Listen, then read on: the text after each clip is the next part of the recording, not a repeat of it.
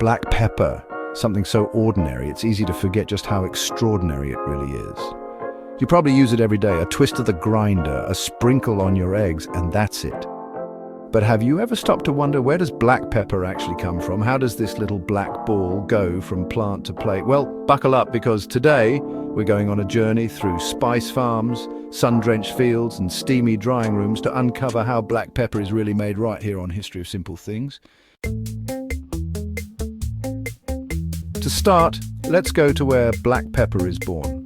The tropical farms of India, Vietnam, Indonesia, and a few other equatorial countries. These places have the perfect climate, hot, humid, and rainy.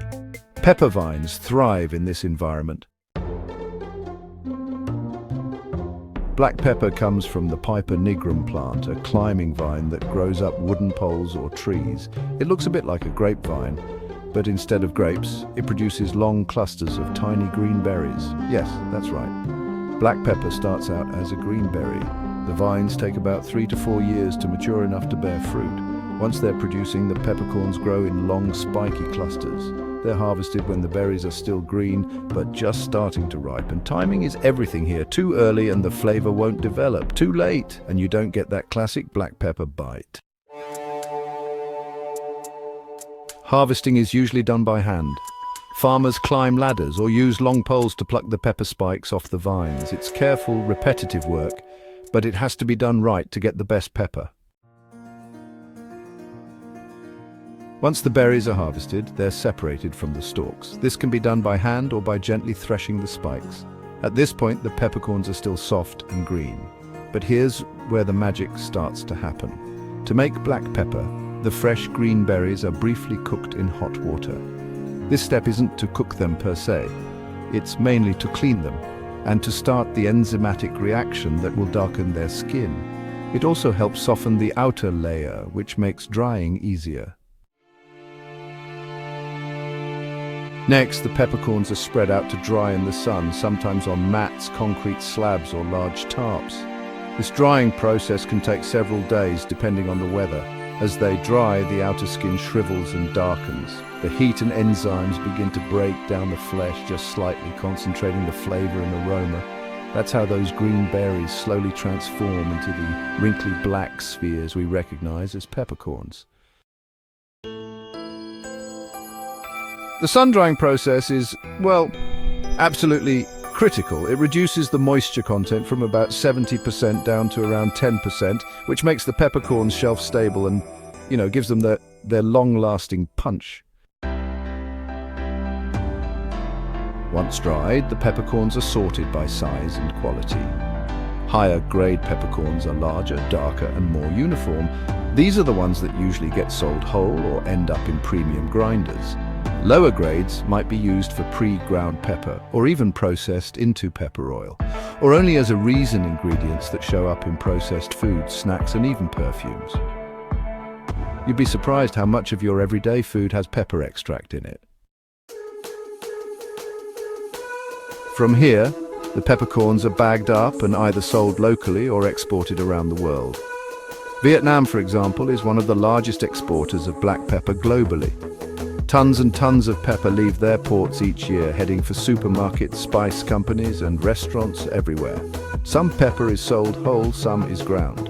And in recent years, gourmet pepper varieties like Tell Cherry or Malabar have gained popularity for their bolder flavors and bigger berries. Back in your kitchen, what you probably have is whole black peppercorns in a grinder, or maybe a jar of pre-ground pepper. Whole peppercorns keep their flavor much longer. That punchy, earthy aroma you get when you twist the grinder, that's the volatile oils being released from the crushed outer shell. But ground pepper, once it's ground, it starts to lose its potency pretty quickly. That's why, honestly, freshly ground pepper almost always tastes better. It's the difference between a flat note and a bold, peppery kick that really wakes up your food.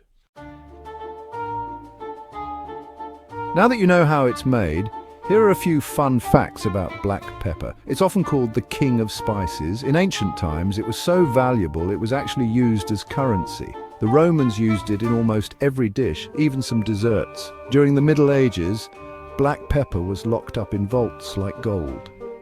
The global spice trade was largely driven by pepper, and it even helped spark the age of exploration. That's right, Columbus didn't just sail the ocean blue for gold. He was also looking for spices like black pepper. Oh, and if you're wondering, yes, black, green and white pepper all come from the same plant. The difference lies in how they're processed. Green peppercorns are picked young and either freeze-dried or preserved in brine. Black pepper is picked just before full ripeness and sun-dried. White pepper is fully ripened, then soaked to remove the outer skin, leaving just the inner seed. Each one has a different flavor profile. Black is bold and spicy. Green is fresher and more herbal. White, it's got a mustier, earthier punch. So the next time you twist that grinder, consider the path those tiny black peppercorns have taken. Grown on vines in tropical climates, carefully harvested by hand and dried under the sun, each one is passed through a detailed process shaped by knowledge passed down through generations. From remote farms to global spice markets, these peppercorns travel a long way to bring flavor to your food. It may seem like just a simple seasoning, but black pepper holds a powerful legacy. Once traded as a precious commodity, it played a major role in shaping trade routes and global exploration. With every sprinkle, you're tasting a spice that changed history. All that from a little green berry. Thank you for watching. If you have suggestions for our next video, feel free to share them in the comments below. We'll be sure to give you an acknowledgement for your contribution. Thank you for joining us on this journey through the history of simple things. Don't forget to like, subscribe, and stay tuned for more stories woven through the smallest details.